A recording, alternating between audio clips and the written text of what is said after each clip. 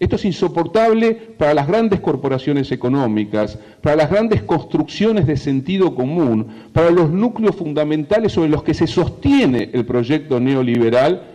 en el contexto contemporáneo. Las corporaciones mediáticas, no solo en la Argentina, no solo en América Latina, si ustedes entran en alguna página de internet de cualquiera de los grandes periódicos progresistas de la Europa contemporánea, van a ver que la lectura que esos periódicos y que esas corporaciones mediáticas tienen de los procesos de transformación en América Latina es salvaje, es monstruosa, es reaccionaria a la enésima potencia. La bestialización de los fenómenos político-populares de la América Latina contemporánea por parte de la prensa progresista y seria de Estados Unidos y de Europa marca de qué modo la corporación mediática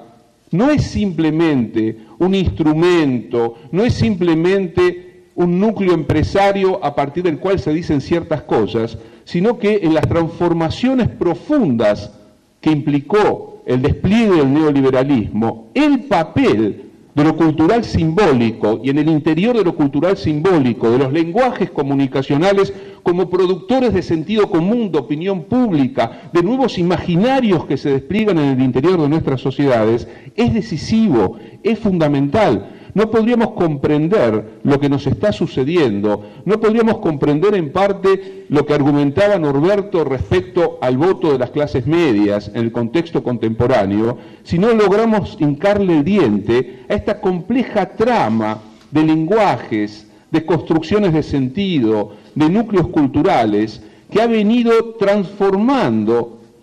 gran parte de lo que durante mucho tiempo significó sentido común, organización de la vida social, formas de intercambio subjetivo. En nuestras ciudades, en nuestra experiencia cotidiana, en aquello que nos va conformando en tanto individuos, algo del orden de las profundas inserciones cultural-ideológicas se va desplegando por esa nueva gran construcción de época que viene de más lejos, pero que ha estallado y se ha multiplicado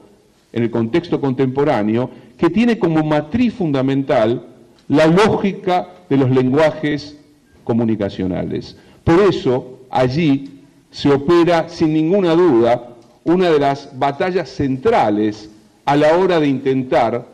efectivamente, desplegar proyectos populares, democráticos, emancipatorios, de tradición nacional, en un contexto en que esas palabras han sido vaciadas, han sido rapiñadas, han sido colocadas en los últimos estantes de las bibliotecas. Los años 80, años de revisión crítica de una cantidad de tradiciones, necesarios, imprescindibles, porque es cierto que no se puede recorrer la vida articulando la visión siempre desde un punto que es una certeza absoluta y que no podemos discutirla allí donde las vicisitudes de la historia nos exigen que pongamos en discusión nuestras propias certezas. Pero también es cierto que a veces se rompen brutalmente los puentes, las fidelidades, las herencias, las tradiciones que nos conformaron y asumimos rápidamente que toda una historia extraordinaria, porque no es solamente una historia intelectual, no es solamente una historia política, no es solamente una historia de las ideas, es una historia de las luchas, de las resistencias, de las construcciones fundamentales de procesos histórico-políticos, de procesos sociales, tiene que ver con toda una travesía de las luchas en la Argentina y en América Latina, que sin embargo, también recibieron ese apagón que se produjo en el interior de las historias emancipatorias. Por eso digo que hoy estamos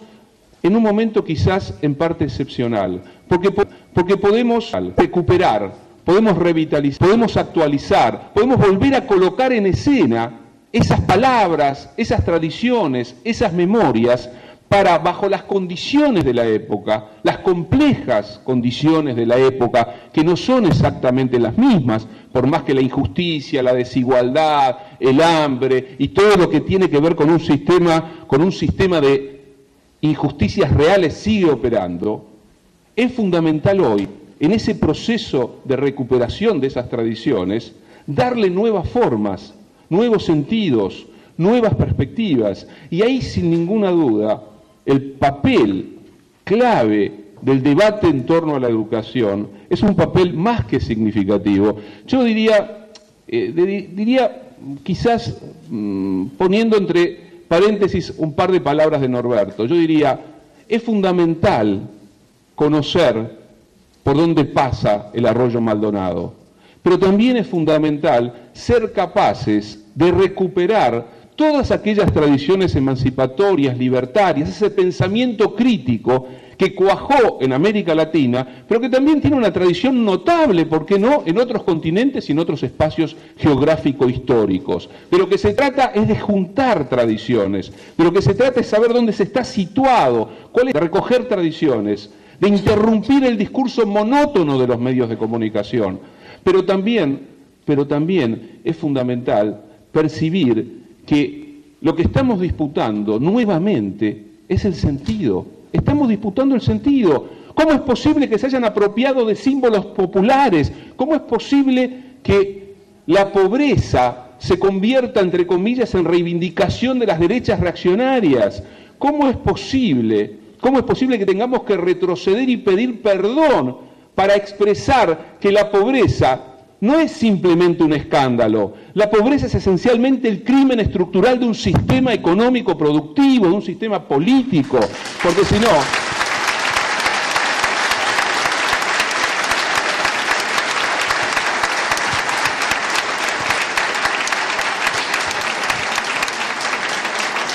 Porque si la pobreza fuese simplemente un escándalo,